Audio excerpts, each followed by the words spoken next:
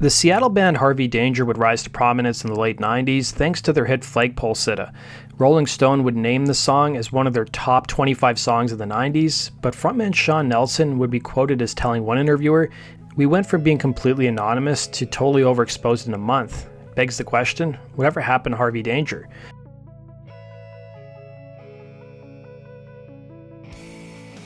Formed in Seattle during the height of grunge in 1993, Harvey Danger started out as a joke. The band would be formed by University of Washington students guitarist Jeff Lynne and bassist Aaron Huffman.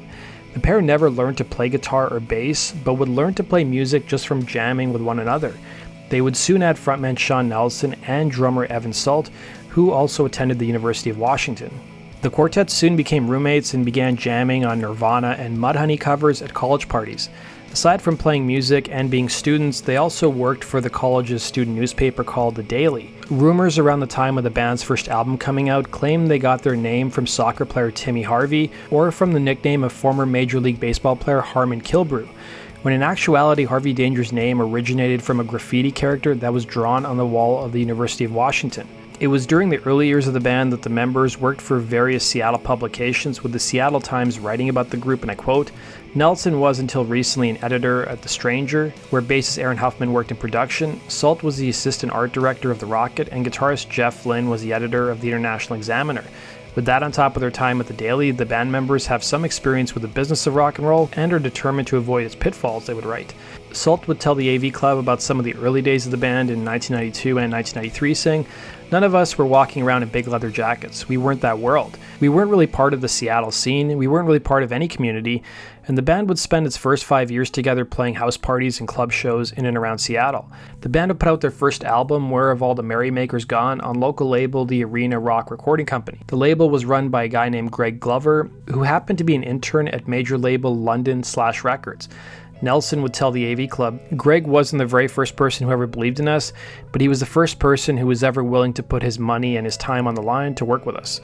The band's debut record would be made for about $3,000 and had an initial pressing of 1,000 copies. Despite hailing from Seattle, the band's sound drew more comparisons to alternative rock pioneers Weezer, The Replacements, Ben Folds 5, and the Posies. Harvey Danger's lyrics intertwined troubled relationships with cynicism and paranoia. That's not to say the music scene in Seattle didn't inspire the band lyrically. The breakout song on the band's debut record, Flagpole, Sitta, was written about Seattle's alternative music scene being co-opted and commodified. The AV Club perfectly summarized the song, saying, "Flagpole Sitta finds Harvey Danger exploring the tension between being both a cultural observer and a participant. When you're self-aware enough to notice how the underground is being co-opted, but yet simultaneously caught up and horrified by this commodification." Frontman Sean Nelson would end up working across the street from a local Seattle DJ named Marco Collins, who worked for the rock station KNDD. They would end up bumping into one another, with Nelson telling the AV Club, "I was exactly the kind of person who always had copies of our record in my backpack. Though it was an embarrassing, tacky move, I believed in our band and I was ambitious at the time, so I was like, well, what the hell? What could I lose? What's the worst that could happen?" Lucky for the band, Collins started playing Flagpole Sitta on the air, and the impact was almost immediate, as within several weeks the song was being played in other major markets.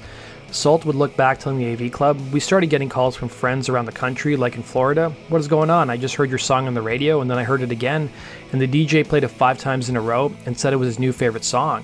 What's happening?" Salt would say. According to Billboard magazine, it would be record label /London, who hadn't even signed the band yet, who sent the group's debut album to Los Angeles station KROQ, or K-Rock, who soon added it to their rotation. The success of Flagpole Sitta would result in a bidding war for major labels to sign the band, with the band opting to stay close to home, signing with /London Records. Nelson would tell Billboard shortly after signing with a major label, "Not bad for a batch of demos. The songs are good, but they're demos. They're not fully fleshed out sonically or otherwise." /London would end up reissuing the group's debut album a year later in 1998. But for the band's new label, they were playing catch-up. While Flagpole Sitta was getting national airplay, they had a short period of time to build the band's identity. Billboard would interview Wayne Pagini, who was the product manager in the United States for the label, who was quoted as saying, "When the record hit the streets, there was some concern we weren't going to catch up.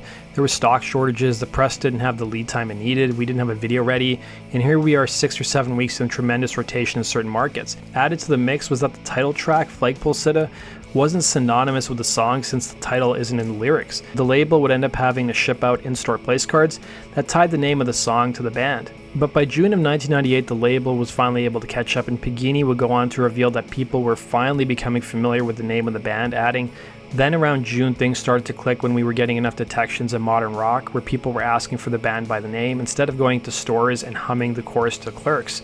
The label also finally put out a video for Flagpole Sitta after the first one was rejected by the band. Despite the band's success, its members were a little weary of signing with a major label, with some of their favorite bands being indie groups. Bassist Aaron Huffman would tell the LA Times in 1998, "We were terrified after London signed us.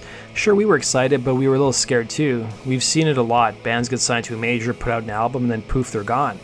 But we're okay with it now. We're focused on the quality of the songs and continue to write the same way we always have. We never planned on commercial success, and I think anyone who does is a fool." The band would soon start getting major touring offers and playing festivals, but the novelty wore off quickly. Salt recalled the band's frustration telling the AV Club, "It felt like we had kind of missed our audience, you know. We were writing to our peers who were 24 years old and into Pavement. We felt like we've never been cool before, and now we're not going to be cool except to 13-year-olds who heard us on the radio.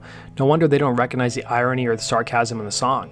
The group's debut album would end up going gold, moving over 500,000 copies, but not everyone was happy with the band's success. The band would admit that major music publications suspected that the group were simply fabrications of the record label. Sean Nelson would tell the Alternative Press, his former employer, that he was still submitting pieces a month or so before the album was re-released, saying there was some backlash locally in Seattle. The fundamental difference is between a little record label you sort of find out about, then there's the thing where I'm completely bombarded by this effing song. Flagpole Sitta wasn't just played a lot, it was massively played. You were getting reports that in Atlanta they played it 3 times in a row every day at 5 o'clock or something like that. I'm grateful ultimately, but the radio programmers went apeshit with that song. The incessant radio play makes it so the half-life of the song being something you discover, it cuts it so short. Flagpole Sitta would gain a wider audience when it would be licensed for the Katie Holmes movie Disturbing Behavior and the teen comedy American Pie. But the band did turn down some licensing opportunities, including having the track be the theme for the Jimmy Kimmel and Adam Carolla program, The Man Show.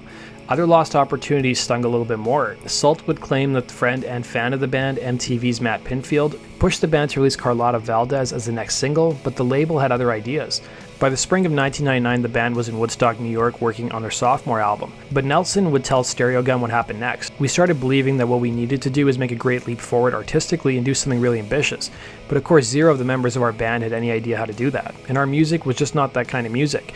We were not virtuosos, we were not deconstructionists, we were quite literally a garage band." The group's sophomore album would come out in 2000 and would be called King James's Version. The record proved to be a disappointment as the band's label was going through a merger and restructuring.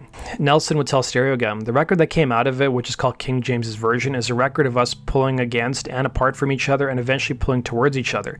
At the time, we came out of the studio and they were like, great, keep working on it. There's been a merger. Our company got swallowed by another company, and basically it was a full year that followed during which no one knew who owned our contract. We weren't allowed to tour, we weren't allowed to record, and so like we went from the very best case scenario for putting out a record on a major label to the very worst, with no transition time and also no warning. The band soon took a 3-year hiatus and returned in 2004 to write some new material, but the music industry had changed now that online piracy was eating into music sales. In 2005, the band would release their latest studio album titled Little by Little, which would be given away for free on the file sharing site BitTorrent. The band spent about $40,000 making the album and recouped that investment within 9 months of the record coming out. The group would stay together until 2009 when they finally pulled the plug and called it quits.